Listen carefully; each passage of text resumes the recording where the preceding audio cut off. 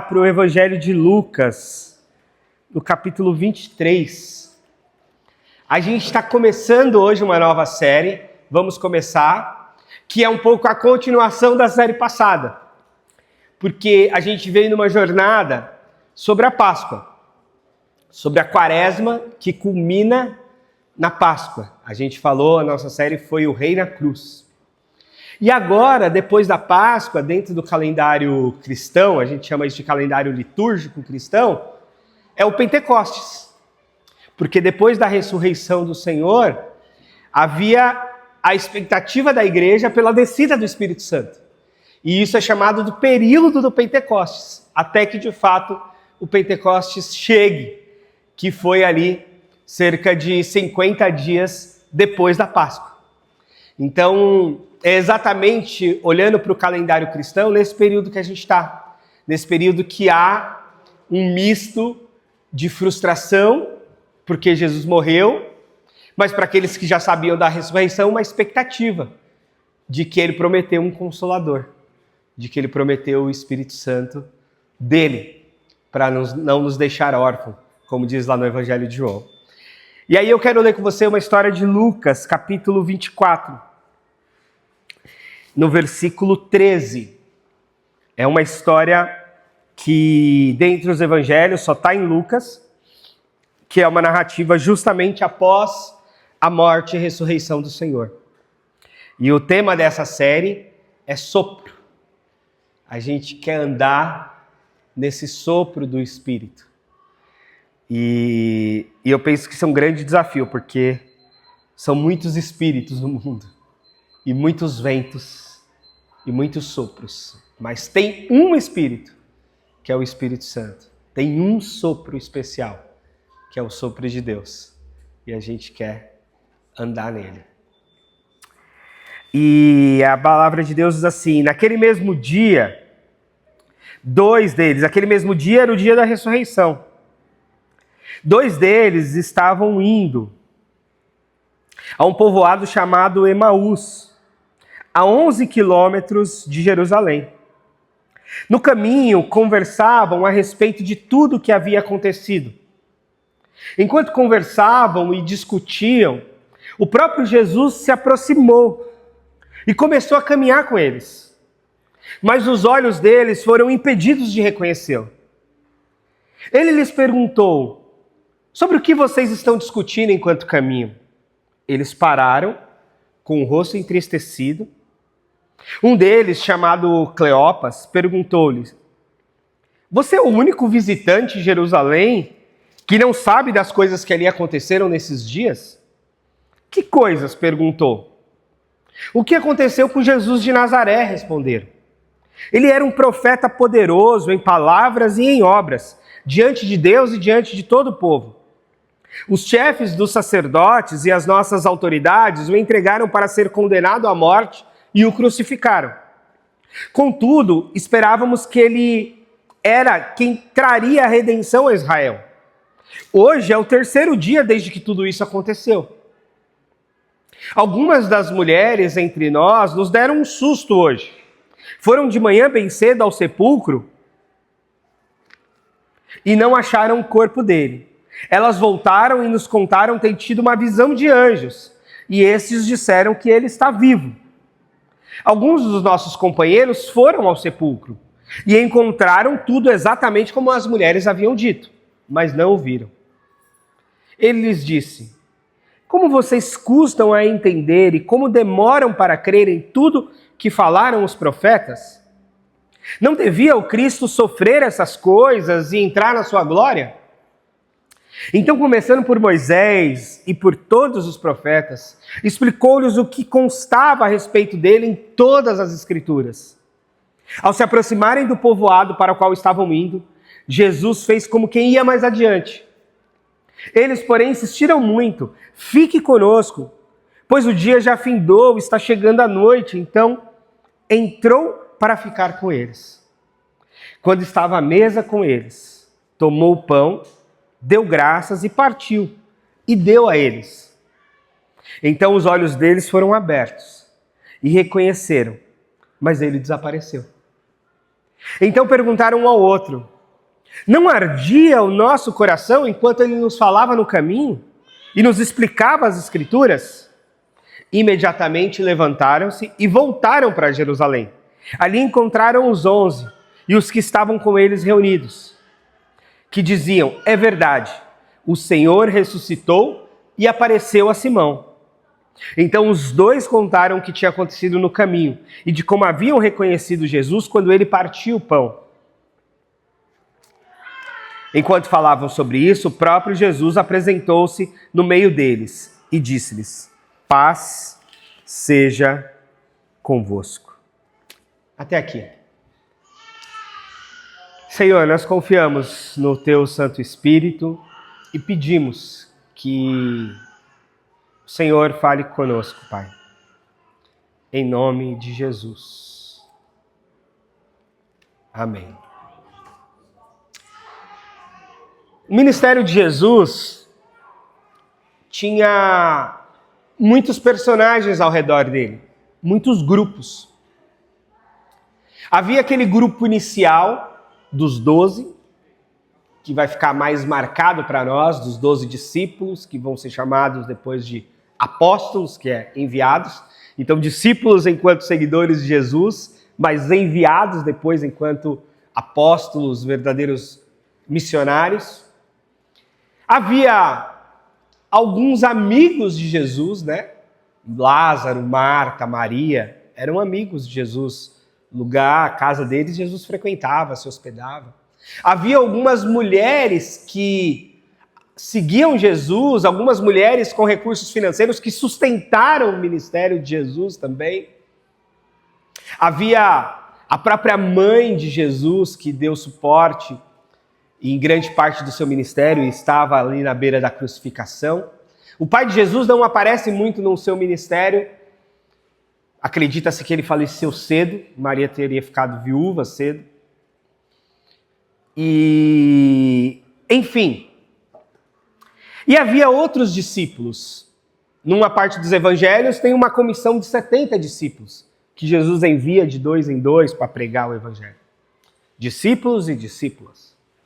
Então, o movimento de Jesus despertou muita coisa ao redor de si. Despertou também os inimigos. Os romanos que começaram a ver Jesus talvez como um agitador ali do movimento que poderia ser contra o império. Havia os religiosos judeus que viam o ministério de Jesus como uma afronta ao judaísmo mais tradicional, porque Jesus teria falado contra o templo, ou teria curado no sábado, e essas coisas todas, ou porque ele andava com pecadores, com cobradores de impostos, prostitutas, e por aí vai. Então, havia vários grupos na sociedade de Israel à época. Como existe hoje em qualquer país, em qualquer grupo social, né? Os grupos, os partidos políticos, as ideologias, as religiões, dentro de uma mesma religião, os pensamentos diferentes, dentro daquela mesma religião, no caso de Jesus, do judaísmo. E perspectivas a respeito da crença de Jesus muito diferentes. Se Jesus de fato era o Messias, se Jesus era um profeta, se Jesus era um rabino, um rabi, um mestre da lei, o que efetivamente Jesus era? E quando ele morre, esses sentimentos se bagunçam ainda mais.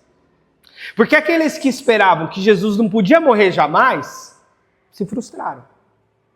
Poxa, mataram ele. Mataram o nosso mestre. Aqueles que achavam que Jesus ia restaurar o trono de Davi, ia fazer de Israel um país livre de novo, ia libertar Israel dos romanos, talvez, assim como Davi matou Golias, quem sabe Jesus matasse César e assumisse ali a liderança como um general de guerra, não foi bem assim. Então, o que fazer agora que ele morreu? Fora o medo. Se mataram o meu mestre, para me matar vai custar pouco. Deixa eu correr, deixa eu me esconder, deixa eu fugir. A negação de Pedro tem muito a ver com esse medo. O pessoal começa a identificar, você não andava com ele? Ó, você não é da turma dele? Não, eu não sou. Ele estava, ao mesmo tempo, querendo acompanhar Jesus naquele momento de sofrimento, mas com medo de ser morto também. Então ele estava acompanhando meio de longe, meio querendo acompanhar e com medo de acompanhar ao mesmo tempo. E é por isso que ele nega. Ele nega nesse medo pela própria vida. De ser morto também. Não era brincadeira. Eu tomo muito cuidado para ser crítico dos discípulos. Porque eu acho que eu também ia correr. Possivelmente eu também ia negar. Possivelmente eu não ia, assim, ser tão corajoso, assim, de assumir o risco de morte. Talvez eu iria fugir também. Então, agora tem esses dois discípulos, que não é exatamente dos 12, mas talvez fosse do grupo dos 70, ou de um grupo maior que seguia Jesus. Talvez fosse até um casal. Alguns historiadores acham que tudo indica que era um casal, na verdade. Porque a Bíblia só fala de 2 discípulos, né? E depois fala de nome de um, que é Cleopas. E eles estão, talvez, voltando para a sua cidade, provavelmente, saindo de Jerusalém e voltando para Emaús, nessa caminhada de uns 11 quilômetros. E eles estão profundamente tristes e frustrados. Eles estão caminhando e pensando, bom, acabou nossa esperança. A gente achava que ia acontecer um monte de coisa e não aconteceu nada. O que aconteceu foi que mataram o nosso mestre. E agora vamos voltar para a nossa vida. Eu acho que esse aspecto desses 2 discípulos, eu me identifico muito, porque quem de nós já não se frustrou? Para alguns a frustração é todo dia. Todo dia que eu acordo, subo na balança que tem lá em casa, é uma frustração. Não baixei o peso quanto eu gostaria. Mas a gente tem expectativas, né? Eu lembro que a minha grande frustração da vida acho que eu tive 2 grandes no começo da fé. Uma grande frustração do começo da fé foi que eu fui para a igreja e o meu grande sonho era ser jogador de futebol profissional. E eu jogava bola desde os 8, 9 anos, era aquele menino alucinado com bola, com futebol, ganhava chuteira nova, dormia com a chuteira nova, dormia com a bola, era chuteira, era os meus itens prediletos, era chuteira, meião, calção, bola, tudo que fosse para eu jogar futebol.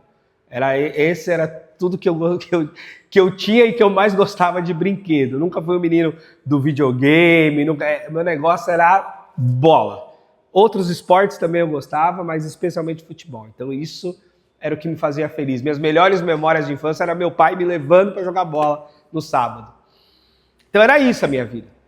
E quando eu fui para a igreja, eu comecei a orar nesse sentido e dizer, Deus, eu vou ser bonzinho com o Senhor vai ser bonzinho comigo. Eu vou ser um bom cristão, eu vou ser um bom crente, eu vou participar da igreja, eu vou orar, eu vou jejuar, eu vou ser fiel ao Senhor, eu não vou fazer bagunça, nem vou mais para balada, nem vou mais dar os rolês que os meus amigos dão, mas o Senhor vai realizar meu sonho. O Senhor vai me fazer um jogador de futebol.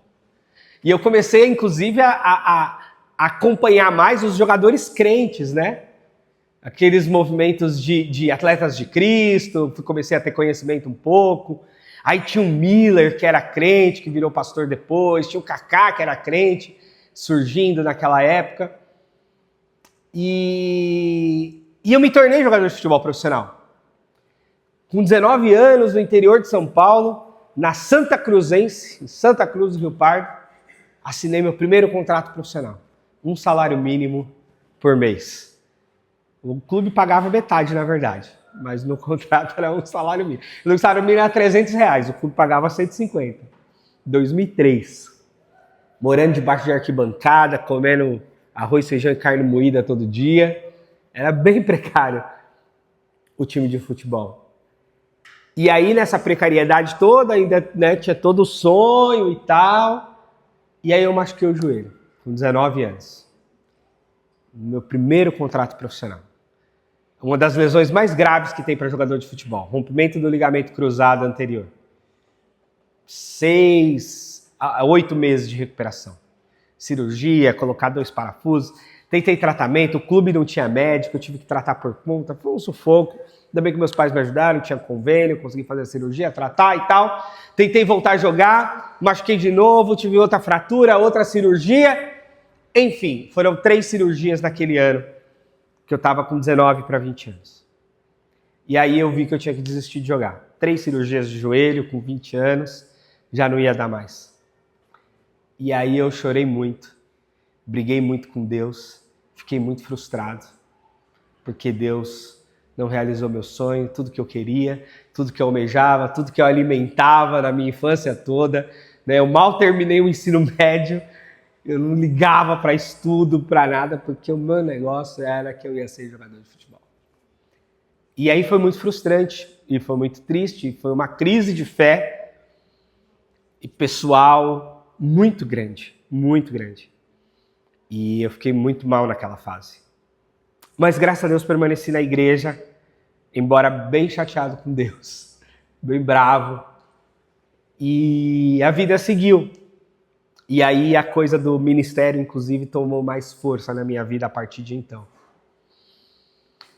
Aí teve uma outra grande frustração, que era meu pai, era alcoólatra, né? Hoje chama-se mais alcoolista, alguém que era dependente de álcool, e isso estava degradando muito a vida dele, isso gerou o divórcio dele com a minha mãe.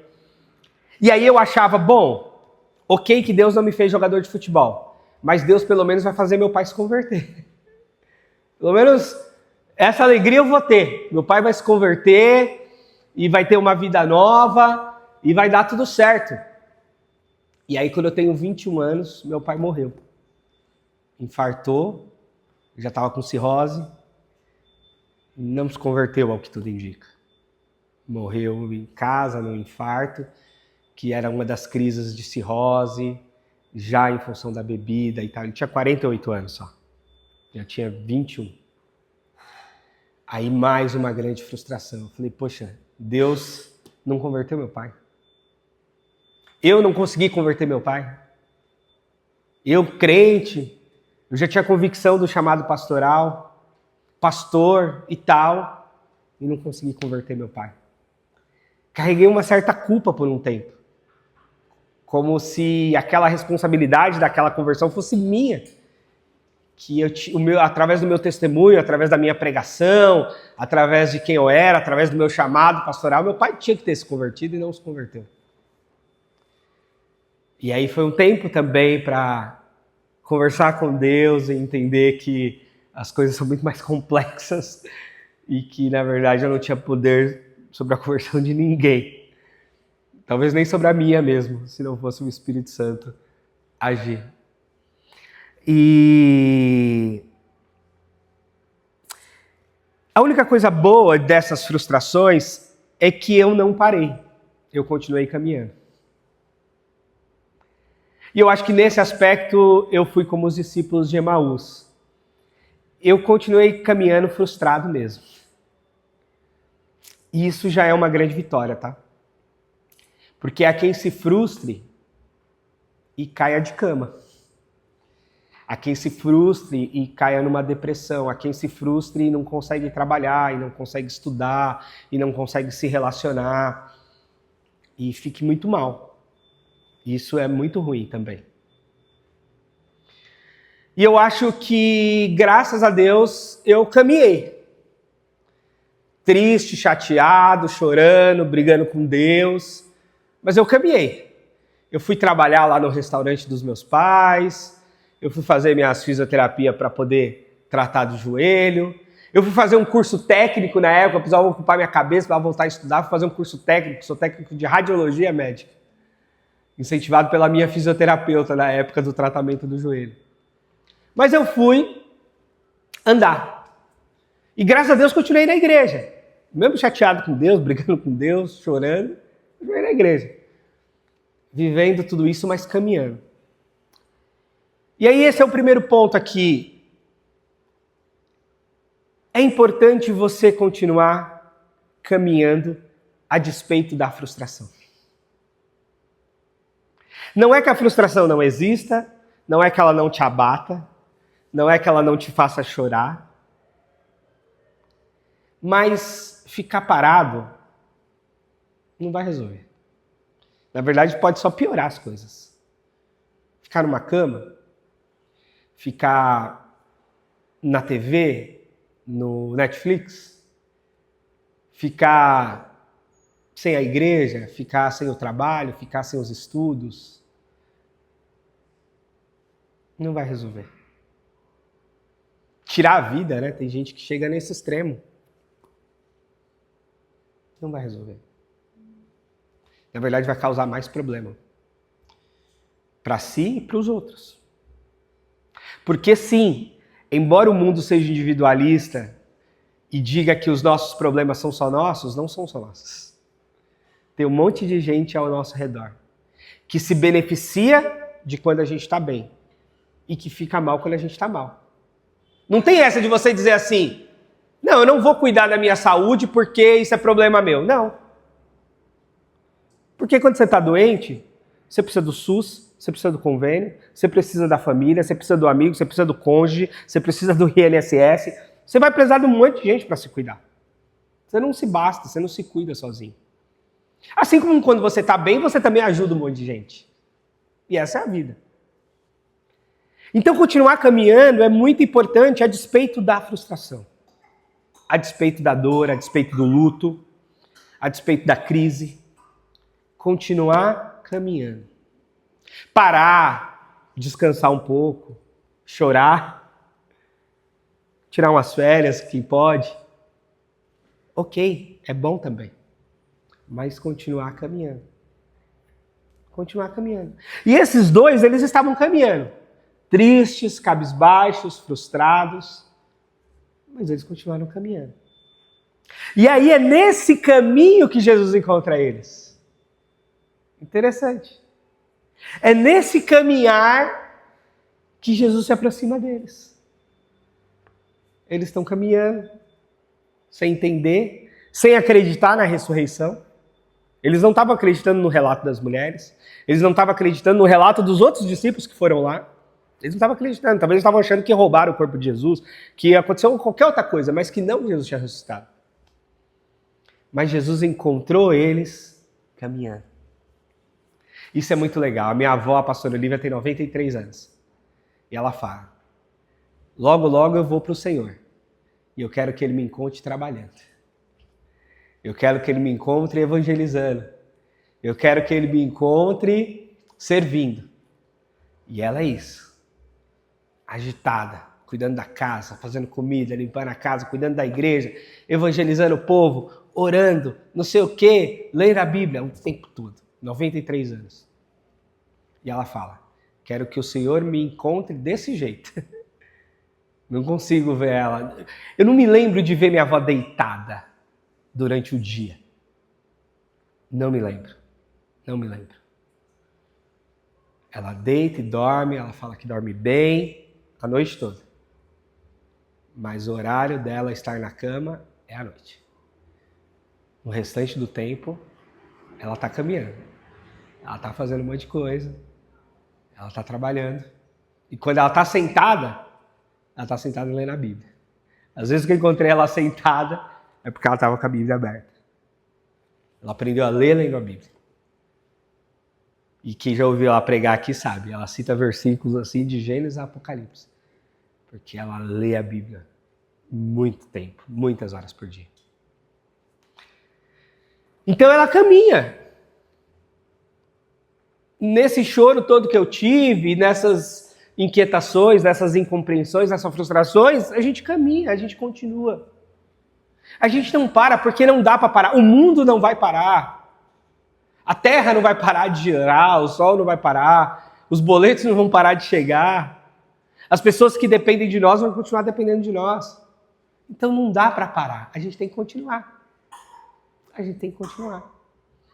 Às vezes tem que tomar um remedinho, tem que fazer terapia, tem que ir no médico, tem que pedir ajuda aqui e ali, pedir oração, mas tem que continuar caminhando. Continuar caminhando. E aí nesse caminhar, Jesus encontra com a gente.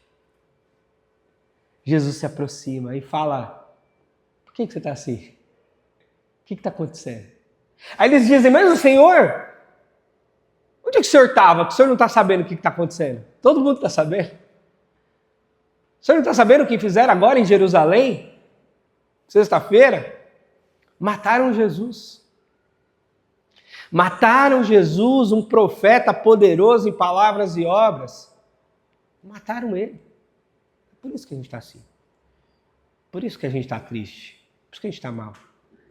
E aí Jesus está lá com eles e fala assim: mas vocês não leram a Escritura? Vocês não leram os profetas? Vocês não entenderam a parte de que o Messias tinha de morrer e ressuscitar? Vocês não entenderam nada? Eles, as mulheres disseram lá que tinha um anjo lá. Depois os outros discípulos foram lá e também confirmaram o que as mulheres disseram. Mas, tipo assim, a gente não está acreditando muito. E Jesus explica para eles a Escritura de novo. É interessante isso, né? Como a gente precisa aprender e reaprender a Escritura e nos voltar para a Escritura o tempo todo. E como isso é importante. Como isso é importante para a gente entender. Hoje a gente tem um excesso de informação gigantesco. Hoje a gente aprende sobre tudo, absolutamente tudo. Com as informações, com as redes sociais, com as inteligências artificiais, com a necessidade mesmo de aprender na graduação, na pós-graduação, no nosso campo de trabalho. Às vezes no nosso campo de hobby, de curiosidade, a gente também faz lá as nossas pesquisas para aprender. Mas a gente também vive um analfabetismo funcional. Gente que lê e não aprende o que leu. Gente que tem Bíblia, mas não lê. Lê, mas não entende. Gente que não estuda a Escritura. Não é muito doido isso? A gente tem uma oferta gigante. Bíblias de estudo para todos os tipos e gostos. Na internet, aplicativos e mais aplicativos de Bíblia, de estudos bíblicos. No YouTube, pregações e mais pregações, estudos bíblicos e aulas e tudo. E a gente não aprende. Ou não quer aprender. Ou não se interessa por aprender, talvez. Tem isso, né? É tanta coisa que a gente precisa aprender que a gente não aprende nada. É tanto livro que a gente quer ler que a gente não lê nenhum. E Jesus está dizendo: vocês não entenderam nada. E Jesus prega para eles toda a Escritura de novo. Mesmo assim, eles ainda não estão entendendo, porque a Escritura ainda tem esse elemento. A Escritura, ela depende em parte do nosso esforço de sentar o bumbum na cadeira, abrir a Bíblia e ler. Mas a gente precisa de entender também, a Escritura não é um livro fácil. Aliás, a Escritura Sagrada não é um livro, não, são 66. E é complexo mesmo. Ler a Bíblia de Gênesis a Apocalipse não é um negócio fácil. É muito texto, é muito contexto, é muito difícil de compreender certas coisas. Então eu preciso ter um esforço de aprendizado. Eu preciso buscar aprender. A gente que prega, que é teólogo, a gente continua aprendendo. Continua lendo outros teólogos. Continua lendo outros livros. Continua lendo outros comentaristas bíblicos. Continua, porque é isso mesmo. Não é óbvio, não é simples. E aí tem um outro elemento que não está na nossa mão, que é a iluminação do Espírito Santo. A gente acredita que a compreensão da Escritura depende não só do intelecto, mas de uma iluminação do Espírito Santo. Esse é o termo que a gente usa na teologia.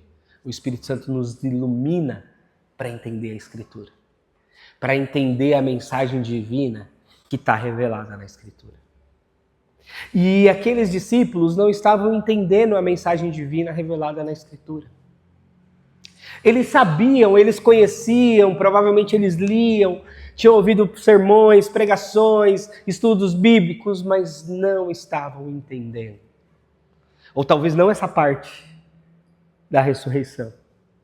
Não essa parte do sofrimento do Messias. Não essa parte que o Messias, embora chamado filho de Davi, não seria um general de guerra como Davi. Seria um outro jeito, um outro perfil, um outro rei, de outra forma. E aí, quando eles vão chegando em casa, Jesus ameaça seguir adiante. Eles falam, não, fica com a gente. Parece que a presença de Jesus era agradável. Né?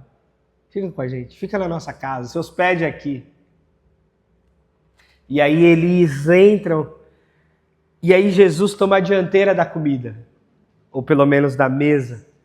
E quando Jesus parte o pão, agradece a Deus, eles reconhecem. É Ele.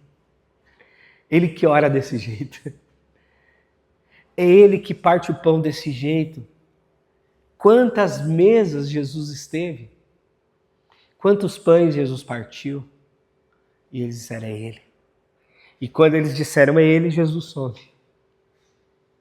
E eles ficam, talvez, bravos consigo mesmo, um com o outro, dizendo, como é que a gente não percebeu que Jesus estava aqui com a gente? Sabe por que a gente às vezes não percebe que Jesus está com a gente? Porque às vezes a frustração e a dor cega a gente. Às vezes a gente está tão mal, está vendo um mundo tão cinza, que a gente não vê Jesus. A gente fala, Jesus se esqueceu de mim. Jesus não está nem sabendo que eu existo. Jesus não deve estar se importando comigo. Porque se meu pai morreu alcoólatra com 48 anos, se eu não me tornei jogador de futebol como eu queria, já foram 5 cirurgias de lá para cá, deu tudo errado. Deus não está se importando comigo. Deus não está aqui comigo. Deus não me ama, né? Esse é o sentimento da frustração. E isso cega a gente. Esse choro, né? Não sei se você já chorou muito a ponto de abrir o olho cheio de lágrimas e não conseguir ver direito. O choro cega. A dor cega. A frustração cega. A raiva é o que mais cega a gente, né? Fala, tô cego de raiva. Com raiva, tô... Essas coisas cegam a gente. E a gente precisa reconhecer que a realidade é maior do que aquilo que a gente enxerga. Tem gente que fala assim, como eu nunca vi a Terra, o planeta Terra, então é plana, porque eu não vi.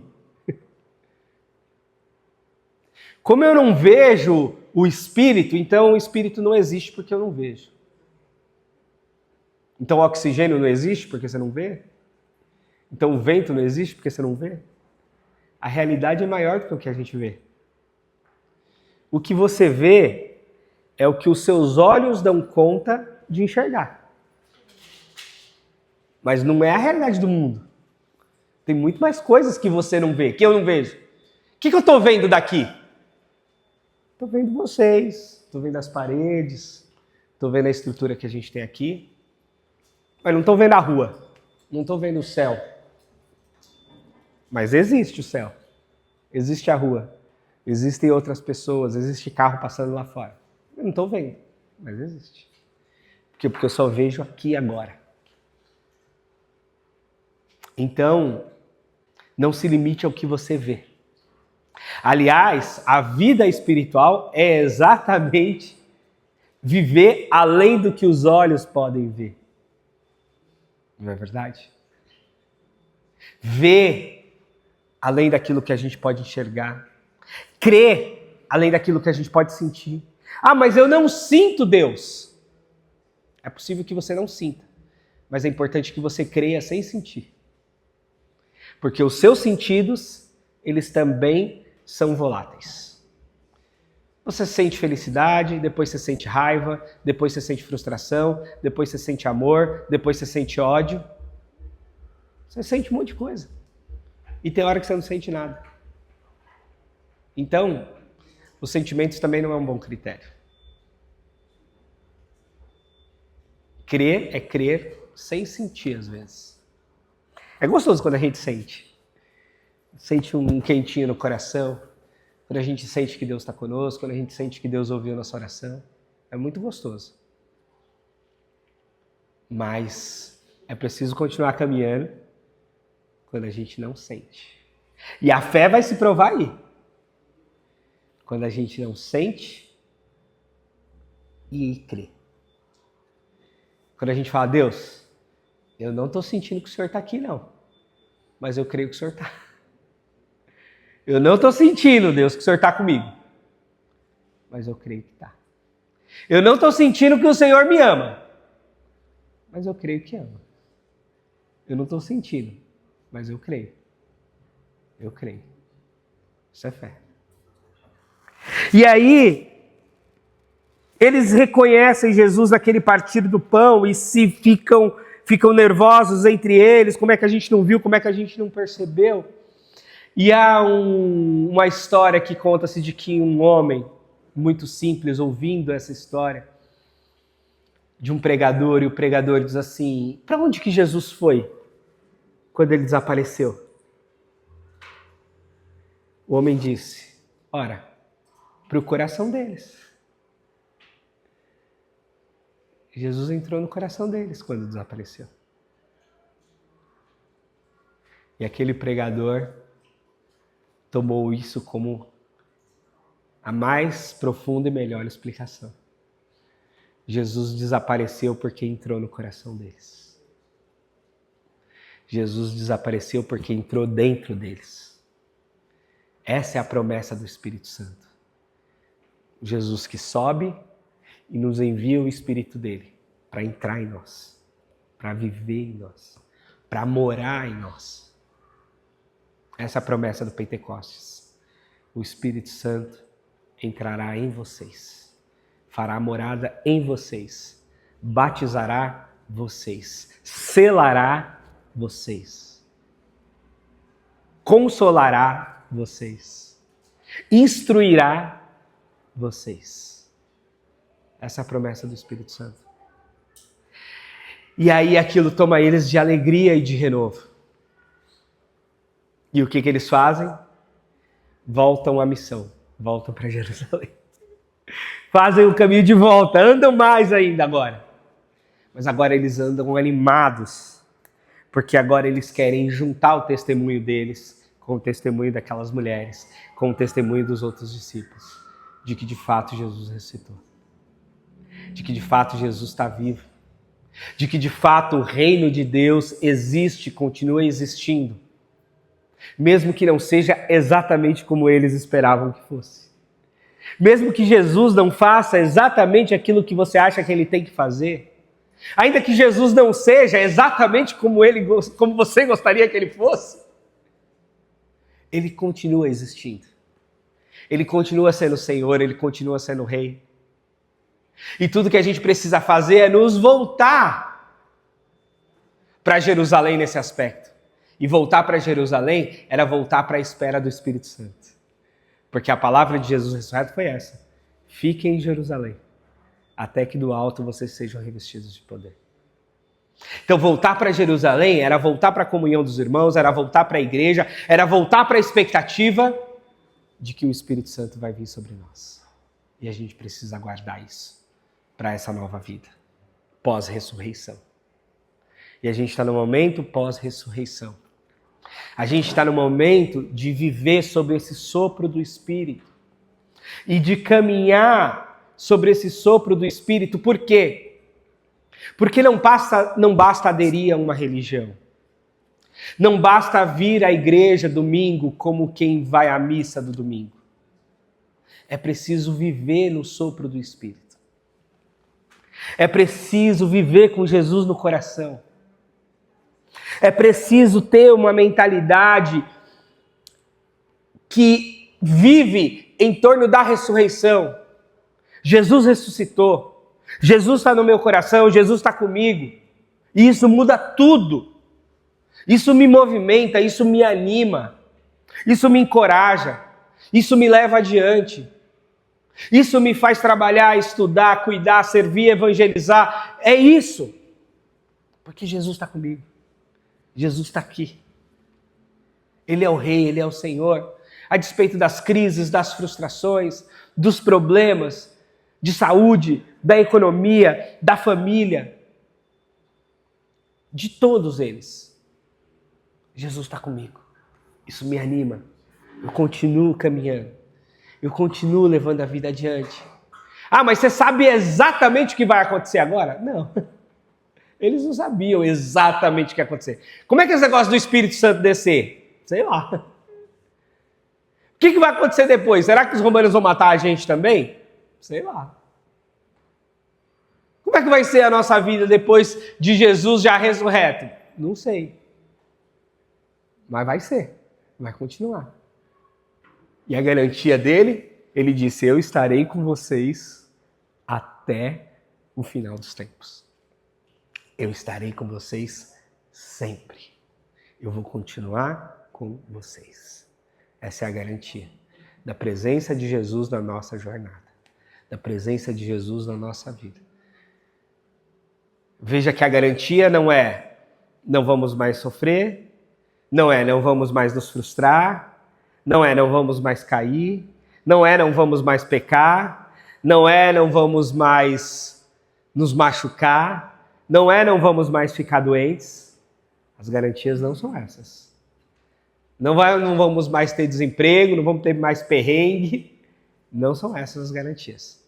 A garantia é, eu estarei com vocês todos os dias, até o final dos tempos. É essa a garantia. A gente quer mais que isso. A gente quer que Jesus realize nossos sonhos, nossos desejos, nossos anseios. E às vezes os nossos sonhos são extraordinários. Eu tinha sonho que meu pai se convertesse. Era um baita sonho. Mas não aconteceu. Ou não aconteceu como eu achava que tinha que acontecer. Porque eu não sei dos mistérios divinos lá com ele. Não aconteceu como eu esperava. De ver meu pai na igreja, de ver meu pai sendo batizado. Essas coisas não aconteceram.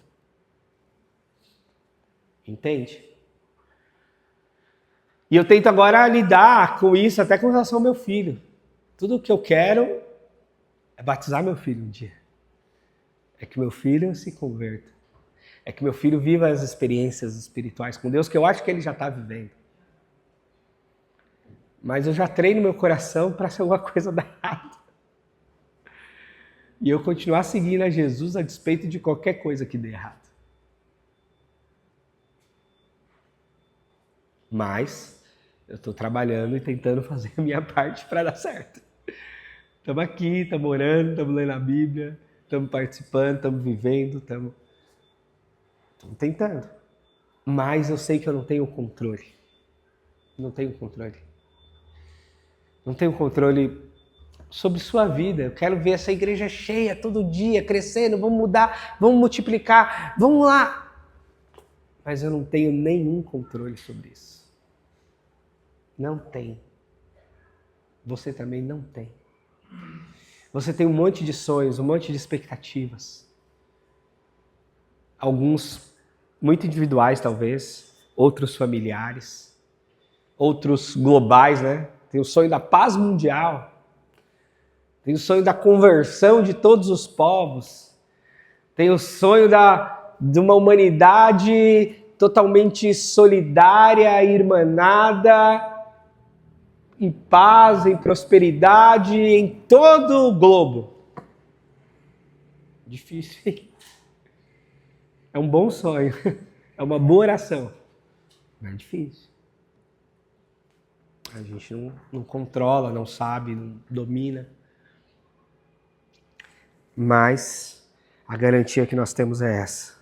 Jesus estará conosco até o final dos tempos. E isso deve movimentar toda a nossa vida, nesta garantia. Jesus está conosco. Ele é presente na nossa vida. O Jesus que morreu, que ressuscitou ao terceiro dia, que ascendeu aos céus, nos enviou o Espírito Santo. e por meio do seu Espírito está conosco todos os dias da nossa vida. E a gente vai continuar caminhando. A gente não vai parar. A gente não vai parar. Quando a gente parar, a gente vai parar para tomar um gole de água, para descansar um pouquinho, para depois continuar caminhando. A gente vai continuar. Não tem outra alternativa. Senão, continuar caminhando. E melhor, caminhando com Jesus. Caminhando com Jesus, se não do nosso lado, dentro do nosso coração. Caminhando com Jesus. E aí seguindo a vida, na presença dEle, na companhia dEle, em obediência a Ele. Todos os dias da nossa vida. É isso que a gente tem que fazer. É esse testemunho que a gente tem que dar. Aquela pessoa sofrendo, chorando, passando crise, passando dificuldade, mas caminhando com Jesus. Firme com Jesus. Apegada com Jesus. A despeito de tudo. A despeito de qualquer coisa. Firme com Jesus. Não tem outra alternativa. Quando Jesus ficou bravo lá e os discípulos disseram: Senhor, o Senhor está muito bravo, a multidão estava indo embora porque o discurso de Jesus estava muito duro, que ele falou que o corpo dele era comida, que o sangue dele era bebida. O pessoal não estava entendendo, começou a se espalhar, embora. E Pedro fala assim: Senhor, o Senhor está sendo muito duro, a multidão está indo embora. Ele fala: vocês querem ir também? Pode ir também. Tinha hora que Jesus dava um chute na canela. Eu falei para ele: tinha hora que dá vontade de dar um chute na canela também. Aí Jesus falou assim: quer ir também? Vai. Também não enche o saco. E aí eles dizem: mas para onde nós vamos se só o Senhor tem palavra de vida eterna? Onde é que a gente vai? Que Deus que vai acolher a gente? Para quem que a gente vai orar? Em nome de quem a gente vai falar com Deus? Se não em nome de Jesus. Se não clamar pelo amor de Jesus. Se não pedir a presença de Jesus. Não tem para onde a gente ir, gente. Não tem. Não tem ideologia, não tem religião. Não tem salvação. Senão em Jesus. Então, a gente vai com Ele. Vai para Ele. E aí a gente toca a nossa vida com Ele. E o bom é que Ele nos acolhe. O bom é que Ele nos garantiu que estará conosco todos os dias da nossa vida. Não se esqueça disso. Ele está com você. No meio da sua dor, do seu sofrimento, da sua alegria, das suas conquistas. Ele está com você. Todos os dias da sua vida. Amém? Vamos orar? Jesus, muito obrigado. Muito obrigado porque o Senhor está conosco. Nós cremos. Nós sabemos. Nós temos a garantia da Escritura Sagrada. Que o Senhor está conosco. A despeito de tudo, o Senhor está conosco. E que o Senhor esteja mesmo, Senhor. Caminhando com a gente. Presente na nossa família. Presente na nossa casa, presente na nossa vida, presente na nossa mente, no nosso coração, em todo o nosso corpo. Presente em tudo que a gente faz, presente em tudo que a gente é. Que o Senhor seja sempre o nosso Emanuel, Deus conosco. Em todo o tempo, em toda circunstância, em todas as situações. Em todas as frustrações, que o Senhor seja conosco, que o Senhor esteja presente conosco, que o Senhor nos sustente, que o Senhor nos guie, que o Senhor nos abençoe, que o Senhor nos ame, que o Senhor cuide de nós. E nos ajuda, Senhor, a reconhecer de que o Senhor está com a gente, a reconhecer que o Senhor ressuscitou e vive para todo sempre. Reconhecer que o Senhor habita em nosso coração. Reconhecer que o Senhor está do nosso lado em qualquer circunstância, em qualquer situação. Seja o Senhor conosco. seja o Espírito Santo de Deus sobre nós. No nome de Jesus Cristo, que morreu, ressuscitou e vive para sempre. Amém.